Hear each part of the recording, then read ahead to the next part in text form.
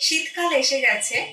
আজকে শীতকালে ওয়েট কমানোর একটা দারুণ টিপস আপনাদের সাথে শেয়ার করব, যেটা আপনারা অনেকেই জানেন কিন্তু হয়তো সেইভাবে কাজে লাগান না। আমি বলছি শীতকালে সবজির ব্যাপারে।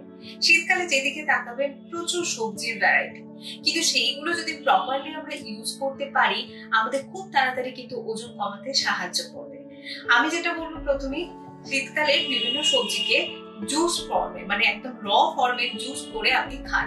সেটা আমাদের কি করবে, আমাদের পেটটাকে ভর্তি রাখবে, আমাদের ডাইজেস্টিভ এনজাইমস গুলোকে অনেক অ্যাক্টিভ করবে এবং অবশ্যই সেটা বিভিন্ন ধরনের মিনারেলস ভিটামিনস এ ভরপুর আছে। ক্যালসিয়াম পাবো আমরা, পটাশিয়াম পাবো, বিভিন্ন অ্যান্টিঅক্সিডেন্ট ফাইবার পাবো এবং এটা পেট ভর্তি করে।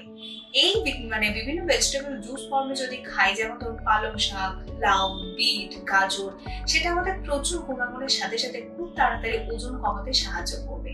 এছাড়া আমরা এই সবজিগুলোকে স্যুপ হিসেবে খেতে পারি, বিটের স্যুপ, পালং শাকের স্যুপ, এগুলো আমরা এইভাবে খেতে পারি বা স্টাফিং হিসেবে ব্যবহার করতে পারি। আমরা রুটি যদি খাই সেটার মধ্যে এই ধরনের ভেজিটেবলস গুলো দিয়ে, বাঁধাকপি, ফুলকপি, মিক্সড ভেজিটেবলস, পরোটা বানিয়ে যদি খাই সেটা অনেকক্ষণ পেট ভর্তি থাকবে এবং ভীষণ পুষ্টিগুণ সম্পন্ন হবে।